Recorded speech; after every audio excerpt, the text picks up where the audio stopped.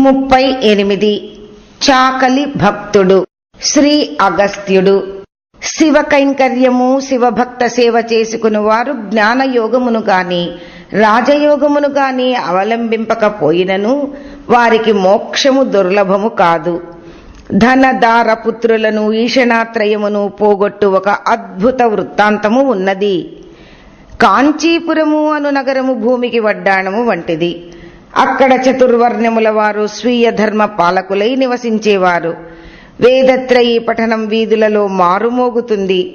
వేద శాస్త్ర ఆగమ పురాణ కోవిదుల పుణ్య చర్చలతో అక్కడి ప్రకృతి ప్రపూతమై పులకరిస్తుంది. జ్ఞాన రాజయోగముల గూర్చి క్రియాచర్యా విధానముల గూర్చి సంపూర్ణ జ్ఞానము కల శైవ ఆచార్యులతో ఆ ఊరు ప్రకాశిస్తూ ఉంటుంది.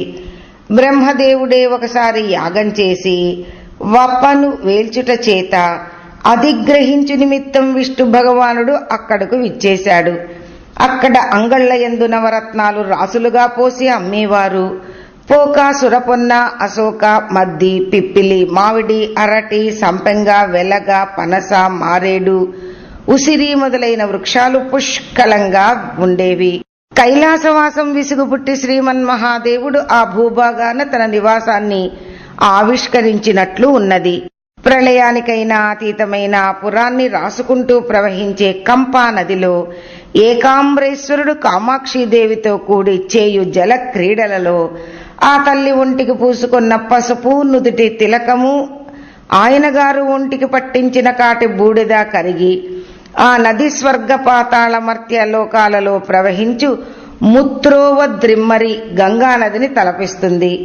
నదీ తీరంలోని మామిడి చెట్టు మొదట వేయించేసి ఉన్న ఏకామ్రనాథ స్వామి పార్వతీదేవితో కూడి 32 ధర్మచారిణులచే నిరంతరం పూజలు అందుకుంటారు.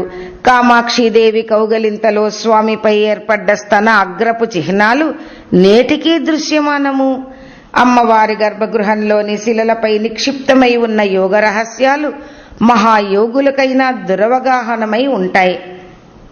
ఆ ఊరిలో శివభక్త చూడామణి అయిన చాకలి ఏకామ్రనాథ స్వామికి అలంకరించిన వస్త్రాలను శుభ్రపరిచి జీవించేవాడు.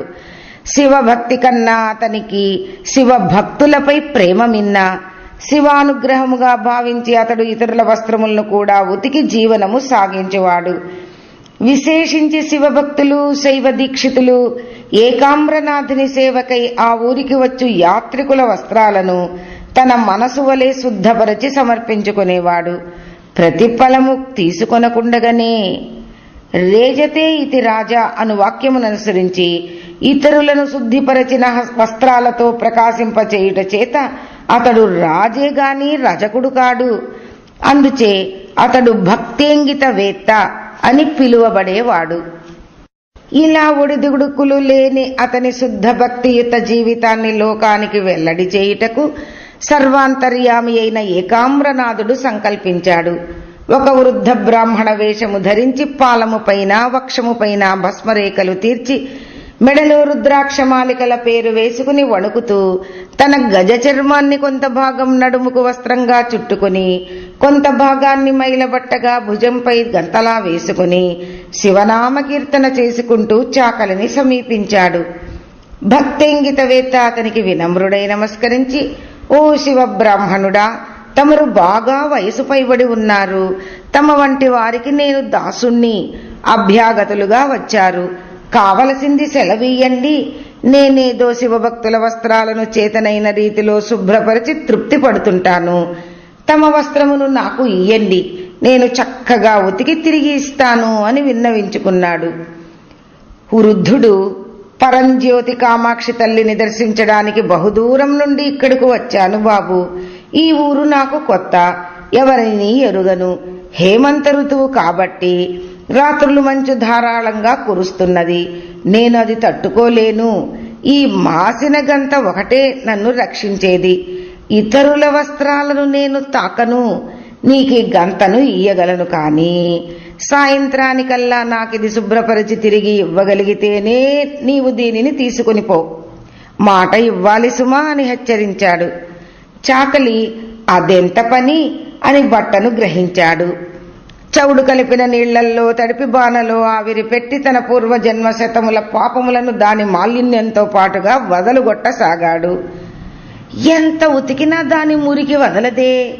పాపమతడు అట్లాగే బహువిధాలా శ్రమించి దాన్ని ఆరవేయగా ఈశ్వరమాయ చేత కారు మేఘాలు కమ్మి అకస్మాత్తుగా కుంభవృష్టి కురియసాగింది.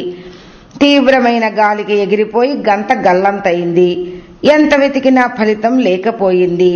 వృద్ధుడికి ముఖం చూపలేక నిరాశతో ప్రాణం తీసుకోవడానికి తన చాకిబండను చేరాడు. ఒక్కసారి విశ్వసాక్షి అయిన పరమేశ్వరుణ్ణి మనసారా తలుచుకుని బండ మీద తన తలను బాదుకో ఆరంభించాడు. అంతలో ఆ రాతి నుంచే మాయమైన గంతను కప్పుకొని పరమశివుడు వృషభ వాహనం మీద ఆసీనుడై అక్కడ ఆవిర్భవించి చాకలి ఆత్మహత్యా ప్రయత్నాన్ని ఆపాడు. వర్షం నిలిచి ఆకాశం పూర్తిగా తెరుచుకుంది. నీ భక్తి నాకు తెలియనిది కాదు, దానిని లోకానికి వెల్లడి చెయ్యడానికే ఈ ప్రయత్నమంతా అని శివుడు అతనితో గొప్ప అనుగ్రహంతో పలికి ఆ భక్తేంగితవేత్త అయిన చాకలికి సాలోక్యముక్తిని ప్రసాదించి యోగీంద్రులకైనా దుర్లభమైన కైలాసమునకు తిరిగి వెళ్ళాడు. భక్తుని నాణెము చేసి మరీ అనుగ్రహించడి ఆ పరమేశ్వరునకు నమస్కారము. ఓం తత్సత్.